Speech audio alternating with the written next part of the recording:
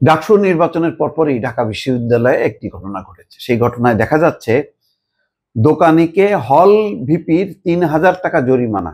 Proctor বলছে এটা তার এখতিয়ারে নেই। কোথায় হয়েছে? মাস্টারদা সূর্য সেন হলের একটি দোকান থেকে টেস্টিং সল্ট পাওয়ায় হল সংসদের নবনির্বাচিত ভিপি আজিজুল হক দোকানিকে ৩,০০০ টাকা জরিমানা করেন ১২ই সেপ্টেম্বর। তবে প্রক্টর জানিয়েছেন এটি হল সংসদের ভিপির এখতিয়ারে নেই। এটা বুঝতে হবে, কেবলই শেষ হয়েছে ডাকসু এবং জাকসু নির্বাচন। এই নির্বাচনে ছাত্র প্রতিনিধিরা আছেন, নির্বাচিত ছাত্র প্রতিনিধিরা। এখন তাদের কাজের এখতিয়ার কতটুকু সেটা তাদেরকে জানতে হবে।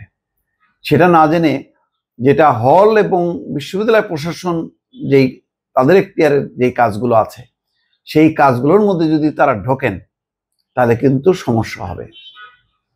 তারা কোনো সমস্যা সৃষ্টি হলে নির্বাচিত প্রতিনিধি হিসেবে তারা হল কর্তৃপক্ষ বা বিশ্ববিদ্যালয় কর্তৃপক্ষকে বলবেন, কিন্তু নিজেরা কোনো কিছু ইমপ্লিমেন্ট করবেন না।